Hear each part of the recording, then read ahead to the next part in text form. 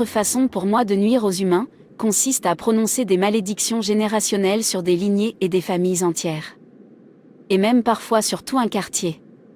Cela me permet de me garantir un grand nombre d'esclaves qui vont servir le grand maître de génération en génération.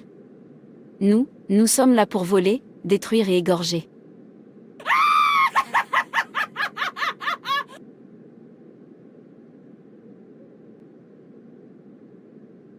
Qu'est-ce qu'une malédiction ? D'après le site Wikipédia, une malédiction est un état de malheur inéluctable qui semble imposé par une divinité, un sort maléfique, jeté sur un individu ou une communauté, ou le destin. La malédiction est aussi un rituel appelant les puissances divines à exercer leur action punitive contre un individu ou un groupe d'individus, objet de cette malédiction. Une malédiction agit comme un envoûtement négatif, un malheur qui agit sur une réputation, qui fait que les autres vont se méfier de cette personne et craindre de la fréquenter face à la possibilité, voire au risque d'avoir à partager ce malheur. L'on peut dire de manière simple qu'une malédiction est une déclaration perverse émise contre une personne, un terrain ou même un objet. C'est un mot méchant prononcé pour causer du mal ou des ravages, ou une déclaration de mal à l'encontre d'une personne et d'une famille. Un enchantement ou divination lancé pour attaquer son destin. La Bible nous exhorte à ne pas maudire. Romains 12 verset 14 Bénissez ceux qui vous persécutent, bénissez et ne maudissez pas. Nous voyons un exemple d'une malédiction et de ses effets dans le livre de 1 Samuel 2, versets 30 à 36, puisqu'il en est ainsi, voici ce que moi, l'Éternel, le Dieu d'Israël, je déclare, j'avais promis à ta famille et à celle de tes ancêtres que vous seriez toujours chargés du service devant moi. Mais à présent, moi l'Éternel, je le déclare, c'est fini. Car j'honorerai ceux qui m'honorent, mais ceux qui me méprisent seront à leur tour couverts d'opprobre. Voici que le temps va venir où je briserai ta vigueur et celle de ta famille, de sorte qu'on n'y trouvera plus de vieillards. Alors que tout ira bien pour Israël, tu verras la détresse au sujet de ma demeure et personne n'atteindra plus jamais un âge avancé dans ta famille. Cependant, je maintiendrai l'un des tiens au service de mon autel, mais ce sera pour épuiser tes yeux à pleurer et pour t'affliger, et tous tes descendants mourront dans la force de l'âge. Ce qui arrivera à tes deux fils, Ophni et Phinéas, sera pour toi un signe, ils mourront tous deux le même jour. Ensuite, je me choisirai un prêtre fidèle qui agira selon ma pensée et mes désirs. Je lui bâtirai une dynastie qui me sera fidèle et qui officiera en présence du roi auquel j'aurai accordé l'onction. Ceux qui subsisteront dans ta famille viendront se prosterner devant lui pour obtenir une obole et un morceau de pain, et ils lui diront, de grâce, accorde-nous une charge sacerdotale quelconque à côté de toi, pour que nous ayons du moins quelque chose à manger. Dans cet exemple, le prophète n'avait pas honoré Dieu auprès de ses enfants et une malédiction générationnelle avait été prononcée sur la famille d'Élie. Il n'y aura pas de vieillards dans ta maison. Leur famille est décédée prématurément. À partir de ce jour, la famille d'Élie a perdu la prêtrise pour toujours. La famille a mendié pour obtenir ce qui lui appartenait de droit. À cause de l'erreur d'un homme, toute une famille a été maudite. Le premier signe qui vous aidera à savoir si vous ou votre famille êtes sous le coup d'une malédiction est que presque tous les membres de la famille tourneront toujours en rond. Rien ne fonctionnera vraiment dans votre vie, que ce soit dans une relation ou dans une carrière. Presque rien ne vous réussira. Quelque chose, un projet peut bien aller autour de vous, mais dès que vous vous y impliquez, dans ce projet, tout va commencer à aller sens dessous-dessus. Vous rencontrerez toujours des échecs. Vous faites 2 pas en avant et 10 pas en arrière. Votre vie tournera toujours en rond. Rien ne change dans ta vie. Tu es toujours le même pendant des années. Tous les membres de la famille sont confus. Aucun objectif, aucune direction et tout le monde se sent frustré. Vous travaillez dur mais récoltez très peu de fruits. Lorsque vous remarquerez cela, s'il vous plaît, vous devez prier. Les malédictions générationnelles peuvent prendre fin avec vous et être remplacées par les bénédictions de Dieu. Le Seigneur Jésus est venu briser les œuvres de ténèbres et peut briser toute malédiction générationnelle. 1 Jean 3. Le Fils de Dieu apparut afin de détruire les œuvres du diable. Luc 10 verset 19. Voici, je vous ai donné le pouvoir de marcher sur les serpents et les scorpions, et sur toute la puissance de l'ennemi, et rien ne pourra vous nuire. Jésus nous a rendus éligibles aux bénédictions générationnelles et celles-ci sont disponibles grâce au repentir et à l'autorité qui nous a été donnée. Exode 20 verset 6 Et qui fait miséricorde jusqu'en 1000 générations à ceux qui m'aiment et qui gardent mes commandements.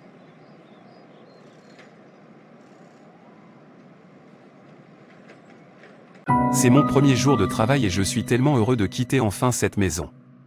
La dernière fois que j'ai travaillé, C'était il y a environ 2 ans et ça s'est terminé en larmes. J'espère que cette fois-ci sera différent. Il est tout juste 4 heures du matin. Le matin.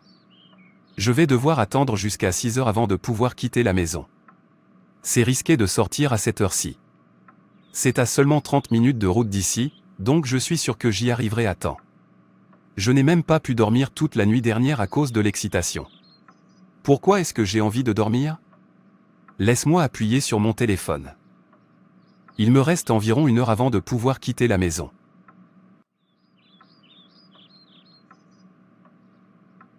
Oh mon Dieu! J'ai dormi. Il est déjà 8 heures et je suis censé être au bureau à 8 heures.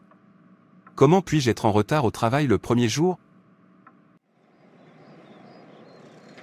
Pourquoi aucun bus ne vient? Je suis déjà en retard au travail. Ça n'a pas l'air bien du tout.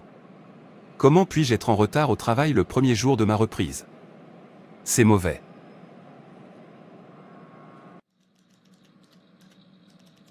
Regarde qui nous avons ici. Notre nouvel employé est enfin arrivé. Il reprendra le travail à 9h30 le premier jour. Je l'ai raté avec 1h30 de retard. Et je ne tolère pas les retards. Je suis désolé de ne pas pouvoir travailler avec toi. Je suis désolé d'être arrivé en retard. Il n'y avait aucun bus disponible. Assez. Je ne veux pas entendre d'histoire. En fait, j'employais 3 personnes, et j'avais juste besoin de 2 d'entre vous. Le plan était d'amener la première et la deuxième personne à arriver plus tôt. Ce n'est pas de ma faute si tu es arrivé en dernier. Je vous en prie, monsieur. S'il te plaît, je ne viendrai plus jamais en retard. Je vous en prie, ne me demandez pas pourquoi vous avez été viré. Veuillez partir avant que j'appelle la sécurité. S'il te plaît. S'il te plaît. S'il te plaît. Agent de sécurité, venez me faire sortir cet individu de ce bureau.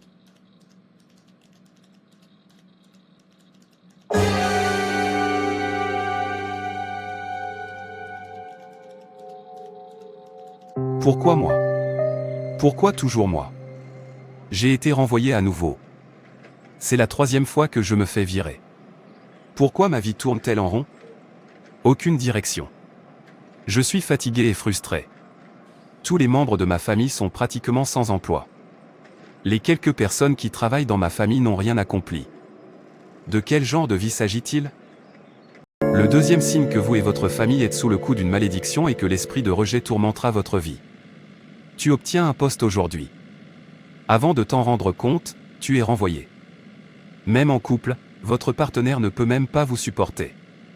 Les gens te détestent sans aucune raison. Même si vous travaillez, il n'y aura aucun progrès et vous serez privé de vos avantages sociaux. Vous atteignez un certain niveau de réussite, quelque chose se produit et vous rétrogradez au plus bas de l'échelle. Un moment, votre mari ou votre femme vous dit à quel point il vous aime, et l'instant d'après, il vous déteste et ce rejet peut aller jusqu'au divorce. Et parfois vous vous retrouvez dans un divorce où par la suite, chacun de vous se pose la question pourquoi elle a divorcé. C'est l'esprit de rejet qui règne à l'œuvre. Il y a cette histoire d'un mari qui a quitté son domicile conjugal parce que, selon lui, sa femme sentait mauvais. La dame était confuse parce qu'elle n'avait pas d'odeur corporelle. Elle est allée voir son pasteur pour obtenir des conseils. Tout le monde autour d'elle disait qu'elle sentait bon. Mais pourquoi son mari affirmait-il le contraire? Le pasteur a prié avec elle et a détruit par la puissance de Jésus-Christ le mal que les forces de ténèbres avaient imposé sur sa vie. Le lendemain, son mari est rentré chez lui et s'est excusé auprès d'elle. C'est un peu de cette façon que l'esprit de rejet se manifeste souvent. C'est comme une main maléfique. Elle opprime. Nous pousse vers le bas, nous retient et nous propulse dans une direction que nous ne voulons vraiment pas prendre. Mais tu dois savoir que Jésus-Christ est venu pour que nous soyons rachetés de la malédiction. Galates 3, versets 13 à 14, dit « 3 Christ nous a rachetés de la malédiction de la loi, étant devenu malédiction pour nous car il est écrit « Maudit est quiconque est pendu au bois ». Christ a été fait malédiction pour nous afin que nous puissions être rachetés. Cette lignée, cette malédiction générationnelle ou familiale peut prendre fin avec vous au nom de Jésus-Christ. Maladie chronique ou récidivante, surtout si elle est héréditaire ou sans diagnostic médical clair. Ta grand-mère a eu telle maladie. Maintenant, c'est ton père qui l'a. Avant ce fut ton oncle qui l'avait. Votre mère l'avait. tu l'as maintenant. Vous voyez, dans votre famille, les gens meurent toujours d'une maladie particulière. Et cela se poursuit depuis des générations. Tout le monde survit grâce à la drogue et vous dépensez beaucoup pour cela. C'est un signe que vous devez agir par la prière de délivrance pour sortir de ce joug satanique.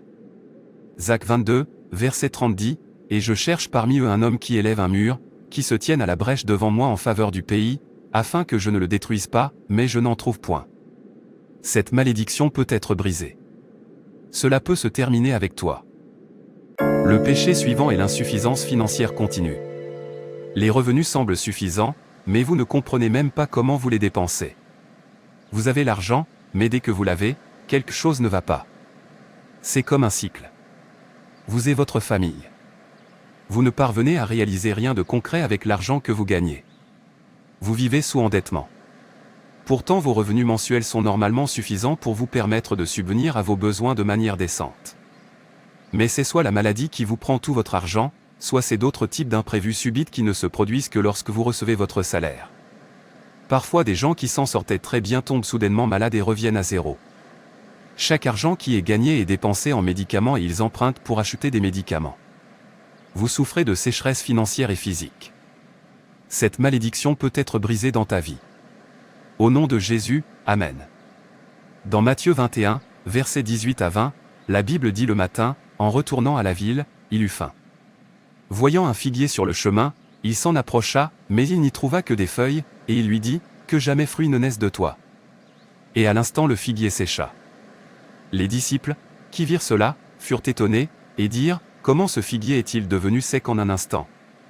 Jésus leur répondit, je vous le dis en vérité, si vous aviez de la foi et que vous ne doutiez point, non seulement vous feriez ce qui a été fait à ce figuier, mais quand vous diriez à cette montagne, ôte-toi de là et jette-toi dans la mer, cela se ferait. 22 Tout ce que vous demanderez avec foi par la prière, vous le recevrez. Tu as le pouvoir de dire à cette montagne, ôte-toi. Tu as le pouvoir de transformer ces malédictions en bénédictions. N'ayez pas peur et ne doutez pas, crois juste. Tu as toujours envie de te suicider pour une bonne raison. C'est plus qu'une dépression mentale ou émotionnelle, mais vous êtes simplement piégé dans un cycle d'énergie négative. Vous voyez une famille qui a perdu beaucoup de personnes par suicide ou qui est sujette aux accidents. Des gens meurent par accident dans votre famille. Ton oncle est mort dans un accident. Votre père ou votre frère sont morts dans un accident. Ou il y a un décès prématuré dans votre famille. Des gens meurent prématurément. Cela pourrait être une malédiction de mort prématurée. La parole de Dieu dans Colossiens 2, verset 14, dit qu'il a effacé l'acte dont les ordonnances nous condamnaient et qui subsistait contre nous, et il l'a détruit en le clouant à la croix. Dieu a cloué toutes les malédictions à la croix et il veut que nous soyons libres. Il veut que nous vivions une vie victorieuse. Romains 8, versets 1 à 2, dit il n'y a donc maintenant aucune condamnation pour ceux qui sont en Jésus-Christ. En effet, la loi de l'esprit de vie en Jésus-Christ m'a affranchi de la loi du péché et de la mort. Tu as le pouvoir de dire à cette montagne, ôte-toi. Tu as le pouvoir de transformer ces malédictions en bénédictions. N'ayez pas peur et ne doutez pas, crois juste. Tu as toujours envie de te suicider pour une bonne raison. C'est plus qu'une dépression mentale ou émotionnelle, mais vous êtes simplement piégé dans un cycle d'énergie négative. Vous voyez une famille qui a perdu beaucoup de personnes par suicide ou qui est sujette aux accidents. Des gens meurent par accident dans votre famille. Ton oncle est mort dans un accident. Votre père ou votre frère sont morts dans un accident. Ou il y a un décès prématuré dans votre famille. Des gens meurent prématurément. Cela pourrait être une malédiction de mort prématurée. La parole de Dieu dans Colossiens 2, verset 14, dit qu'il a effacé l'acte dont les ordonnances nous condamnaient et qui subsistait contre nous, et il l'a détruit en le clouant à la croix. Dieu a cloué toutes les malédictions à la croix et il veut que nous soyons libres. Il veut que nous vivions une vie victorieuse. Romains 8, versets 1 à 2, dit il n'y a donc maintenant aucune condamnation pour ceux qui sont en Jésus-Christ. En effet, la loi de l'esprit de vie en Jésus-Christ m'a affranchi de la loi du péché et de la mort. Frères et sœurs, c'est tout pour cette vidéo. Si cette vidéo vous a plu, n'hésitez pas à liker, commenter et partager autour de vous afin qu'une âme puisse être sauvée et restaurée. Et n'oubliez pas de vous abonner à la chaîne Animation Chrétienne et Édification pour ne manquer aucune de nos prochaines vidéos. Que Dieu te bénisse.